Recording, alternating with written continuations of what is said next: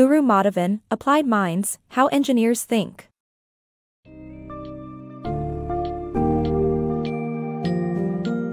In the book, Applied Minds, How Engineers Think, Guru Madhavan explores the engineering mindset and how it can uncover innovative solutions to various problems. This summary highlights the unique combination of structure, constraints, and trade-offs employed by engineers to achieve optimum results under given circumstances. Through various real-world examples such as the ATM, the adaptation of penicillin production, and the invention of Pampers disposable diapers, Madhavan unpacks the importance of understanding customer needs, being open to change, and balancing efficiency with empathy.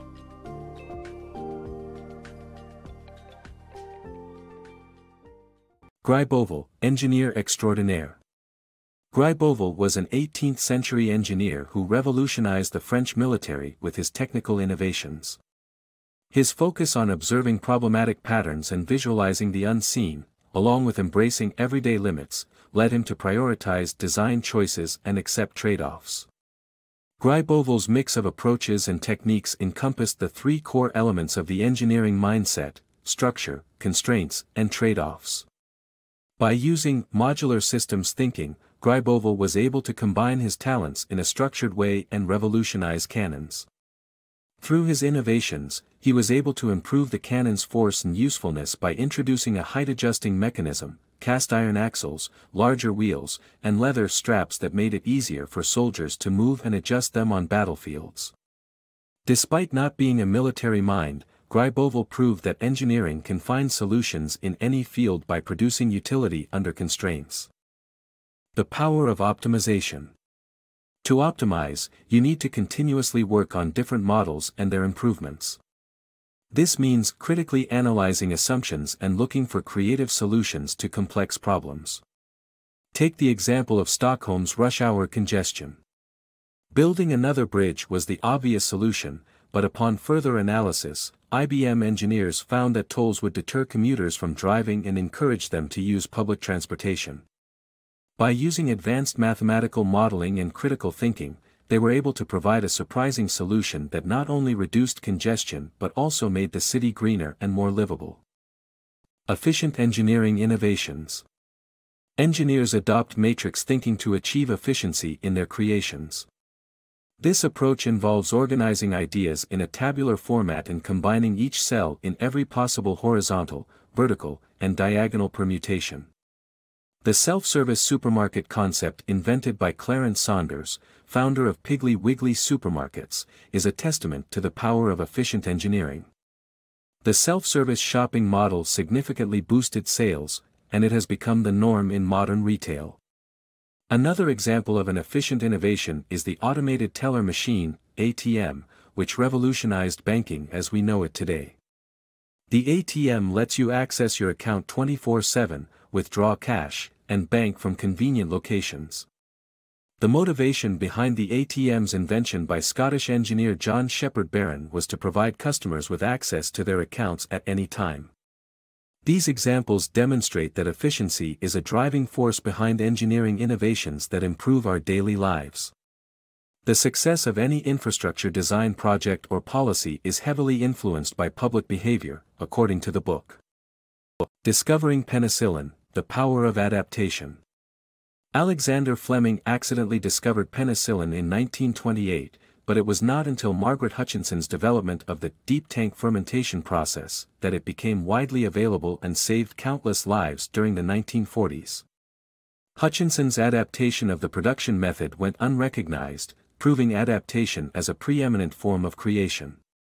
This process of adaptation and standardization, such as in the automobile industry, can lead to complex systems that become incomprehensible, and finding simplified solutions becomes harder. This highlights the power of adaptation and the negative effects of excessive standardization. Overcoming constraints. The book discusses the challenges of engineering solutions in the face of constraints, using examples of the Ganges River and the Olympics. In both situations, negative constraints like religious practices, physical space, and time limit the available options. Positive constraints offer new opportunities for creative solutions. The author argues that by denormalizing the problem and designing a perfect system without limits, engineers can then introduce constraints and concessions to achieve a feasible solution. The book highlights the importance of considering all aspects of a problem, including both the cause and effect of any influences. Finally, the author emphasizes the responsibility of citizens in high-performance cultures to engineer useful choices. The engineering of politics. The efficient trade-offs and structural thinking of engineering may not apply to politics. Crafting effective policies requires a balance between systemizing and empathizing. Engineers tend to focus on technical solutions to fix the root cause, but in politics, the process and emotions matter. A frame mismatch, where our mental model fails to match reality, is common in social and political life. Hence, the ability to listen, empathize, and understand people's needs is crucial for effective policymaking. The science of prototyping. Cooking a meal at home and engineering a new product may seem unrelated, but both involve prototyping. Engineers utilize different prototyping techniques as tools to refine their creations, including functional, conceptual, and aesthetic prototyping. Prototypes facilitate adaptation to new technologies, expectations, and forms. Testing during prototyping generates new data that can be used for further development, allowing for continuous improvement. The Japanese approach of wabi-sabi highlights imperfections and opportunities for improvement in everything. Professional prototyping offers a gateway towards incremental development that builds on prior successes. Customer-Centric Engineering. When developing a new product, it is crucial to have the customer in mind.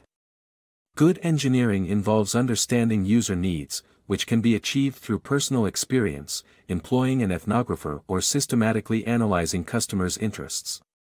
While engineering relies on natural laws and scientific evidence, it also contributes to generating new scientific knowledge. Successful products have responsive designs that cater to the end user's needs. This approach involves listening and incorporating feedback from parents, doctors, and business people to enhance the product. Xerox invites customers to join its team of developers for co-innovating sessions, where every new invention must be useful for customers. Neglecting to consider customers' needs leads to products that cause trouble and frustration, like the Toyota RAV4 SUV's launch without a cup holder. In contrast, successful products, such as Pampers disposable diapers, continuously apply broad customer feedback to improve the product. Engineering, unlike evolution, is goal-oriented and seeks to provide solutions to customers' needs. The engineering mindset in everyday life. The engineering mindset goes beyond professional boundaries and can be applied to anything. The author explains how utilizing structure, constraints, and trade-offs can lead to innovative solutions that improve society, even in education, healthcare, or entertainment. Filmmaker Alfred Hitchcock is an example of an engineer who crafted his movies with fine technical detail to create thrilling experiences. Hitchcock's mastery of suspense and montage made his movies feel more tangible than reality. In summary, engineering principles can guide anyone to find solutions that improve society and craft ideas meticulously regardless of their profession.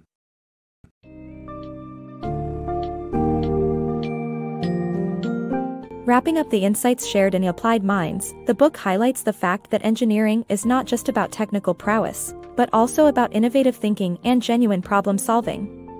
By embracing structure, constraints, and trade-offs, anyone can learn to apply the engineering mindset to different scenarios, ranging from policymaking to product development. Madhavan's message encourages readers to seek out solutions that improve society by focusing on efficiency, adaptability, and customer centricity.